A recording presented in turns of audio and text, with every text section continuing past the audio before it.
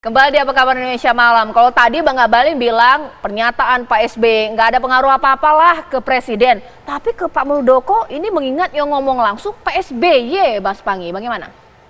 Iya, memang banyak pertanyaan kenapa harus Pak SBY yang turun gunung gitu. Ya itu tentu bisa Demokrat yang bisa menjawab. Yang kedua memang kepemimpinan Demokrat dulu kan adalah Panglima Jenderal ya. Sekarang kan Mas Ahy itu terakhir itu jabatan beliau pensiun dini dari perwira ya.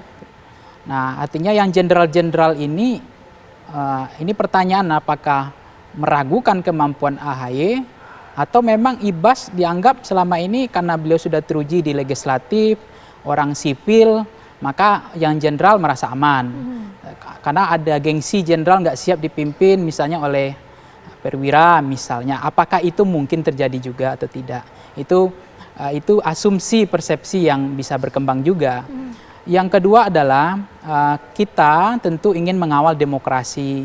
Demokrasi yang berjalan ini semestinya adalah bagaimana supaya kualitas demokrasi ini bagus, jangan sampai kemudian terjadi sesuatu yang misalnya kondisi yang kita tidak inginkan selama ini. Karena kalau kita komparasi dengan pemerintahan sebelumnya, itu kan dualisme kepengurusan, kemudian SK Menkumham, kemudian terbentuk KLB yang disahkan, itu kan hampir tidak terjadi. Nah kalau kepengurusan 5 tahun pemerintahan, hampir 7 tahun pemerintahan sekarang, itu terjadinya pembelahan di partai, dualisme itu seringkali terjadi. Nah ini tentu akan berbahaya terhadap demokrasi kita.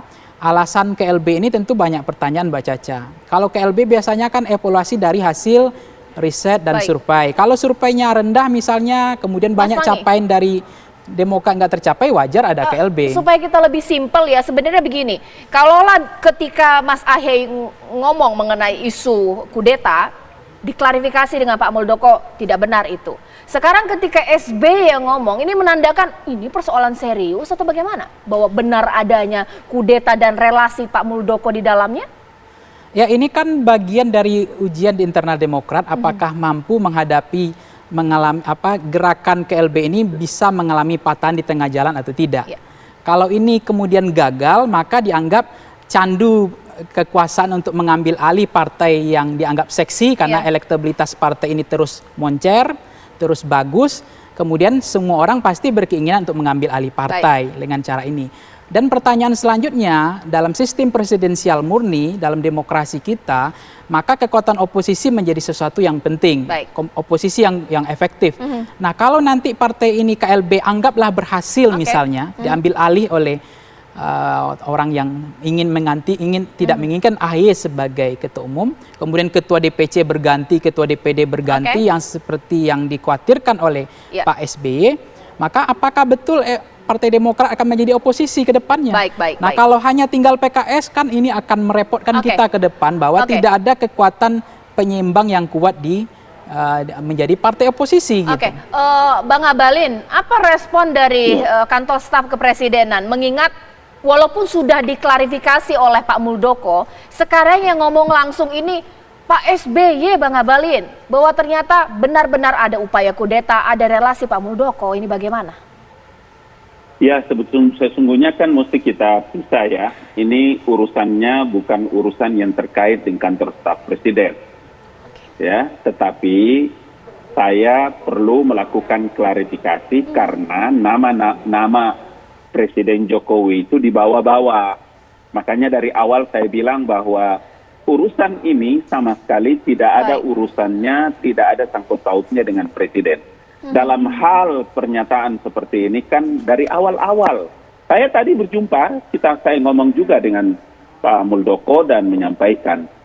Kan kita tahu dalam hal kepentingan partai politik seperti ini kan kita ngerti. Bagaimana anggaran dasar, anggaran rumah tangga, bagaimana tadi Adinda Zaki menjelaskan tentang posisi ketua majelis tinggi yang memiliki hak dan otoritas tertinggi. Kalau ibarat perusahaan ini kan saham tunggal ini, saham mayoritas. Untuk apa kita khawatir dengan orang lain yang berteriak dengan segala macam di luar? Baik. Apakah mereka bekas, apakah mereka ini dan seterusnya.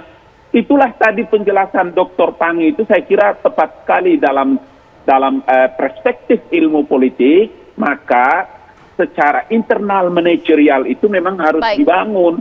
Jadi mau orang bicara apapun di luar secara internal, everything good, so far so good gitu, jadi nggak ada masalah gitu. Sekarang... Tetapi menurut saya, Caca begini satu lagi.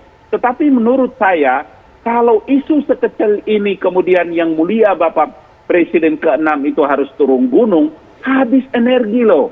Sementara kehadiran beliau itu dibutuhkan oleh bangsa dan negara ini, bagaimana memberikan kontribusi yang terbaik dalam menyelesaikan persoalan-persoalan bangsa. Makanya saya bilang, buatlah satu produk isu politik itu menjadi agenda terpenting yang melibatkan representasi rakyat untuk kepentingan bangsa dan negara. Begitu, Zaki, menurut pandangan Bang Ali.